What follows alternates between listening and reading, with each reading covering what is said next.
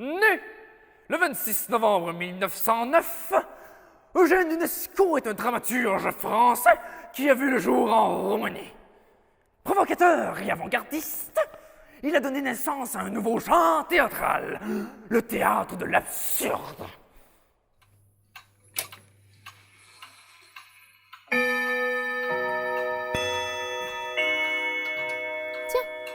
Il est 9 heures. Nous avons mangé de la soupe, du poisson, des pommes de terre au lard, de la salade anglaise. Les enfants ont bu de l'eau anglaise. Nous avons bien mangé ce soir. C'est parce que nous habitons les environs de Londres et que notre nom est Smith.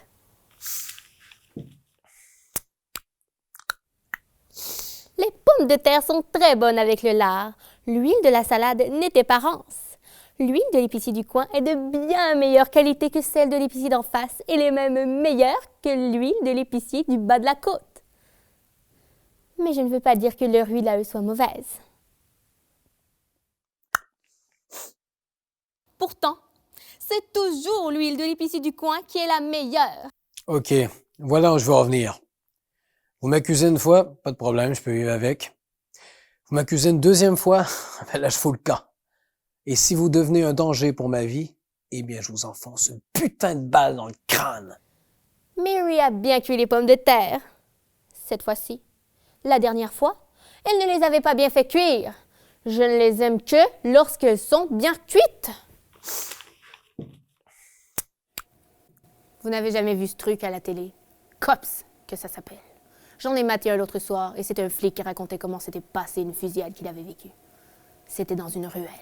Le poulet a vidé tout son chargeur sur l'autre type et il a touché que dalle. Il a vidé son chargeur et il l'a raté. C'est dingue, mais ça arrive. Libre à toi si tu veux jouer à l'aveugle, mais moi, mes yeux sont putain d'ouverts. Cependant, la soupe était peut-être un peu trop salée. Elle avait plus de sel que toi. Elle avait aussi trop de poireaux et pas assez d'oignons. Je regrette de ne pas avoir conseillé à Mary d'y ajouter un peu d'anis étoilé. La prochaine fois, je saurai m'y prendre. Ce théâtre met en scène l'absurdité de situations, des personnages qui sont dans l'incapacité de donner un sens à leurs actes ou à leurs mots. Ils sont sans consistance et n'ont pas d'identité véritable. Miss Parker connaît un épicier roumain nommé Popescu Rosenfeld qui vient d'arriver de Constantinople. C'est un grand spécialiste en yaourt. Il est diplômé de l'école des fabricants de yaourt d'Andrinople. J'irai demain lui acheter une grande marmite de yaourt roumain folklorique. On n'a pas souvent des choses pareilles ici, dans les environs de Londres.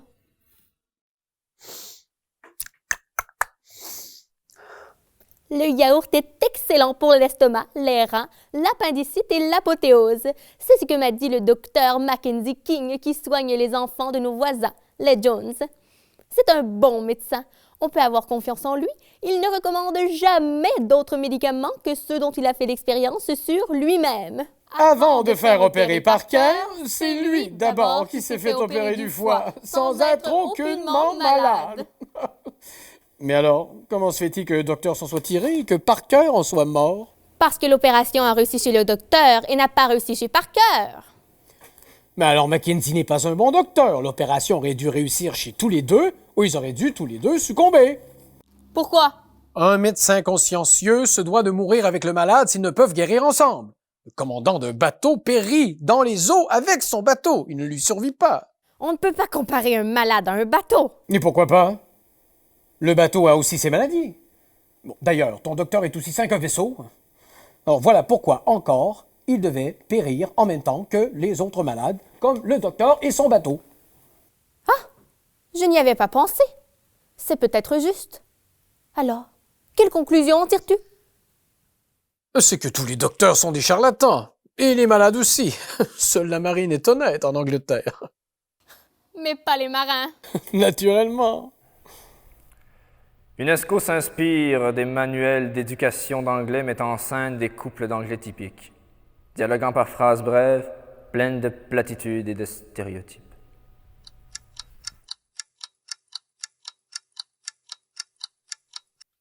il y a quelque chose que je ne comprends pas. Pourquoi est-ce que dans la rubrique de l'état civil, dans le journal, on donne toujours l'âge des personnes décédées, mais jamais celle des nouveau-nés? C'est un non-sens. Je ne me le suis jamais demandé.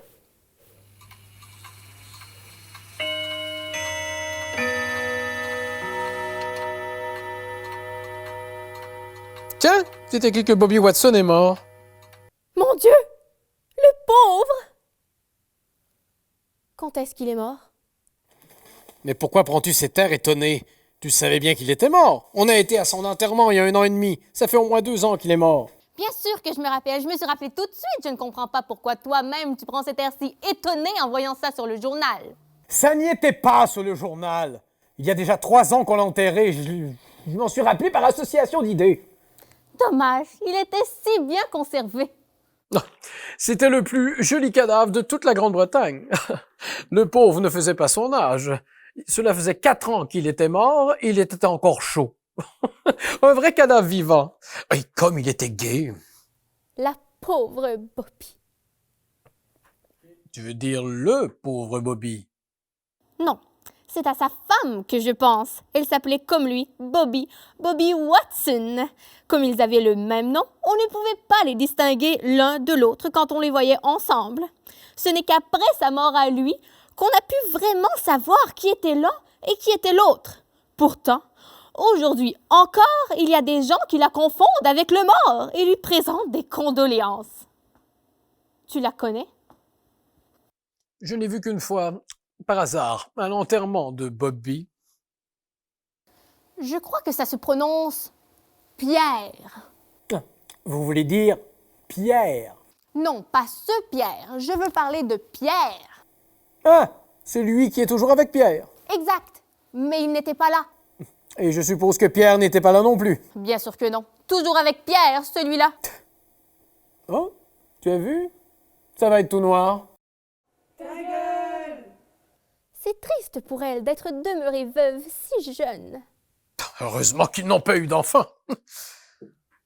Il ne leur manquait plus que cela. Des enfants. Pauvre femme. Qu'est-ce qu'elle en aurait fait? Bon, elle est encore jeune. Elle peut très bien se remarier. Le deuil lui va si bien. Mais qui prendra soin des enfants? Tu sais bien qu'ils ont un garçon et une fille. Comment s'appelle-t-il? Bobby et Bobby, comme leurs parents. L'oncle de Bobby Watson, le vieux Bobby Watson, est riche et il aime bien le garçon. Pourrait très bien charger de l'éducation de Bobby. Ce serait naturel. Et la tante de Bobby Watson, la vieille Bobby Watson, pourrait très bien à son tour se charger de l'éducation de Bobby Watson, la fille de Bobby Watson. Comme ça, la mère de Bobby Watson, Bobby, pourrait se remarier. Elle a quelqu'un en vue? Qui? Bobby Watson? De Bobby Watson, le fils de Bobby Watson, l'autre oncle de Bobby Watson. Le mort. Non, non, ce n'est pas celui-là, c'est un autre. C'est Bobby Watson, le fils de la vieille Bobby Watson, la tante de Bobby Watson, le mort. Tu veux parler de Bobby Watson, le commis voyageur. Tous les Bobby Watson sont commis voyageurs. Quel dur métier. Pourtant, on y fait de bonnes affaires. Oui, quand il n'y a pas de concurrence. Et quand n'y a-t-il pas de concurrence? Le mardi, le jeudi et le mardi. Ah! 3 jours par semaine! Et que fait Bobby Watson lorsqu'il n'y a pas de concurrence? Eh bien, il se repose, il dort. Mais pourquoi ne travaille-t-il pas pendant ces 3 jours s'il n'y a pas de concurrence? Mais je ne peux pas tout savoir, je ne peux pas répondre à toutes tes questions idiotes. Tu dis ça pour m'humilier? J'imagine que tu te sens un peu comme Alice, qui est tombée au fond du terrier du lapin blanc. Un peu, ouais. Je peux le voir dans tes yeux. Tu ressembles à quelqu'un qui accepte ce qu'il voit, car il espère se réveiller. Laisse-moi te dire pourquoi tu es venu ici.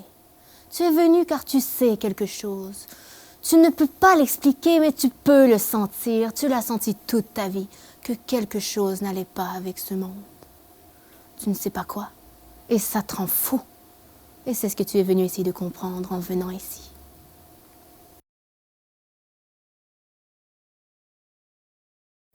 Et qu'est-ce que tu dirais si les hommes faisaient comme les femmes à longueur de journée, à se poudrer et se mettre du rouge aux lèvres ou boire du whisky? Quant à moi, je m'en fiche! Mais tu dis ça pour m'embêter! Je n'aime pas ce genre de plaisanterie, tu le sais bien! Fait qu'une fois, sur une ferme de pompiers, il y avait un coq. Puis un jour, le coq voulut se faire passer pour un autre. Mais hey, il a pas eu de chance! Il s'est fait reconnaître tout de suite!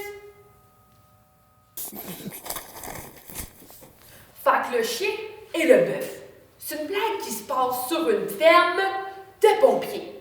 Fait qu'un jour, le bœuf a demandé au chien « Hey, t'as pas avalé ta trompe? » Fait que là, le chien confus, il demande « Mais de quoi tu parles? » Puis là, le bœuf, il répond « Oh, je pensais que t'étais un éléphant. » Mais...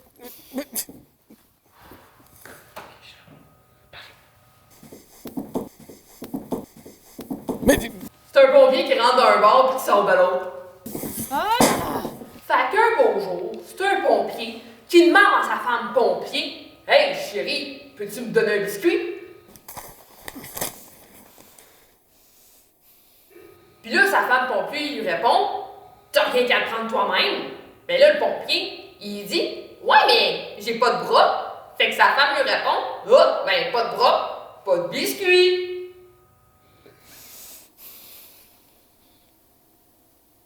L'absurde est omniprésent, et ce dès le titre La cantatrice chauve, qui n'a aucun rapport avec la pièce et véhicule un sentiment d'incongruité.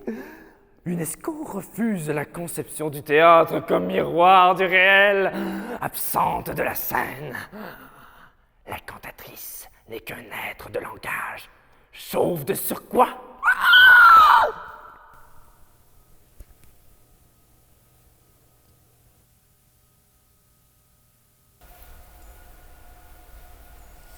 Hey, excuse-moi, je t'ai pas déjà vu quelque part. J'ai comme un petit feeling dans la bedaine, là, qu'on s'est déjà rencontrés. Maintenant que tu le dis, c'est bien vrai, mais... Ah, je vais à chaque année à la messe de minuit. J'adore les petits spectacles. Ah ben, c'est une drôle de coïncidence, hey. Moi aussi, la naissance de Jésus, c'est ma partie préférée.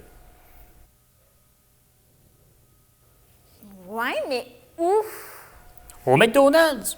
On rencontre tout le temps du monde là-bas, là, quand on s'en va chercher un petit café. Oui, peut-être, mais vous me semblez plus familier que ça.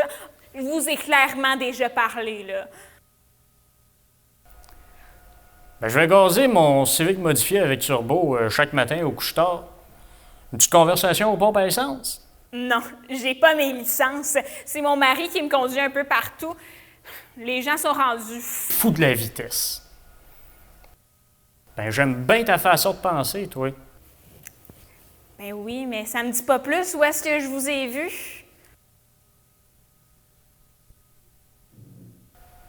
Ben, l'an passé, j'ai été à Cancun avec ma femme. Peut-être qu'on... Le soleil de Cancun était fantastique. Je suis allée avec mon mari l'année passée.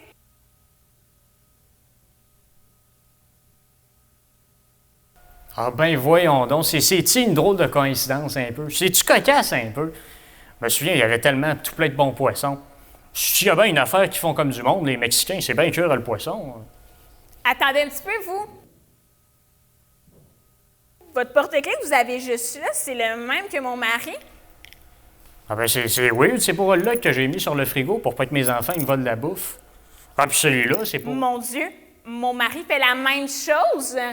Ça fait tellement du bien aux économies. Les ados, ils mangeaient tout. Je pense plus que ce soit une coïncidence, là, mon petit monsieur. Ah ben, on vit ensemble, c'est là que je t'ai vu. Calisse que la vie est bien faite, hein? Je vous ai sûrement croisé dans le salon, hein? Élisabeth, on s'est retrouvés. Ben oui. Prends soin de toi, là, Donald. Son œuvre, La cantatrice chauve, est de l'antithéâtre. Il n'y a pas de véritable progression dramatique. Les personnages sont entraînés dans des dialogues sans logique, sans argument, et finalement, sans réel locuteur. Cette œuvre est donc une anti-pièce, au sens où elle démonte l'ensemble des conventions théâtrales. Fait que là, je vais vous raconter un poème, OK? Vous allez voir, c'est un bien beau poème. C'est un poème qui s'intitule Le feu, en l'honneur des pompiers. Le feu. Les polycandres brillaient dans les bois. Oh! Une pierre prit feu. Le château prit feu. Les femmes, les hommes, les poissons prirent feu. L'eau prit feu. La forêt prit en feu. Le feu prit en feu. Tout a pris feu. Tout a pris feu. J'aime mieux tuer un lapin plutôt que de chanter dans le jardin. Cacatoès, cacatoès, cacatoès, cacatoès, cacatoès, cacatoès, cacatoès, cacatoès, cacatoès, cacatoès, cacatoès! Petit cochon, laisse-moi t'entrer! Quel cacade, quel cacade, quel cacade, quel cacade, quel cacade, quel cacade, quel cacade, quel cacade, quel Donne-moi la batte, donne-moi la batte, donne-moi la batte, donne-moi la batte, donne-moi la batte, donne-moi la batte, donne-moi la batte, donne-moi la batte, donne-moi la batte. En caqueur, tu nous en caques! J'aime mieux pondre un œuf plutôt que de voler un bœuf. Ao, ao, laissez-moi graisser des dents. Les souris ont des sourcils. Les sourcils n'ont pas de souris. Il peut tuer des hommes par centaines. Et s'il était ici, il pourrait tuer tous les Anglais avec des boules de feu qui lui sortiraient des yeux et des éclairs de son cul. Touche pas ma babouche. Bouge pas la babouche. Mouche la touche. Touche pas la mouche. La mouche bouge. Mouche ta bouche. Sainte-Nitouche. Sainte-Nitouche, touche ma cartouche, hein. N'y touchez pas. Elle est brisée. Salut!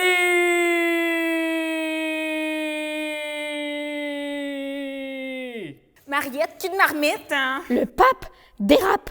Le pape n'a pas de soupape. La soupape a un pape. Bizarre, Beaux-Arts, baiser. Quelle est la plus grande chose que vous n'ayez jamais perdue à pile ou face?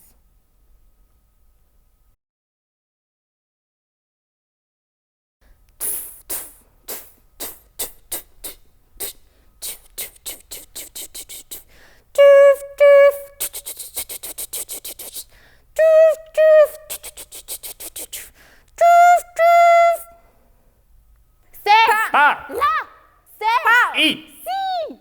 C'est! Pas! Là! C'est! I!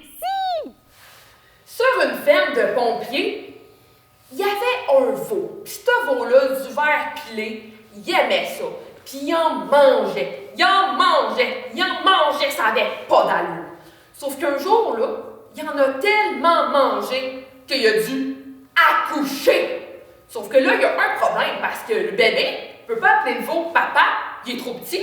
Peut pas appeler le veau maman non plus, c'est pas une femelle. Si! Fait que là, ben, le veau, il s'est marié à une bien belle femme, puis la mairie a pris toutes les circonstances adaptées à la situation. C'est! Pas! Là! C'est! I!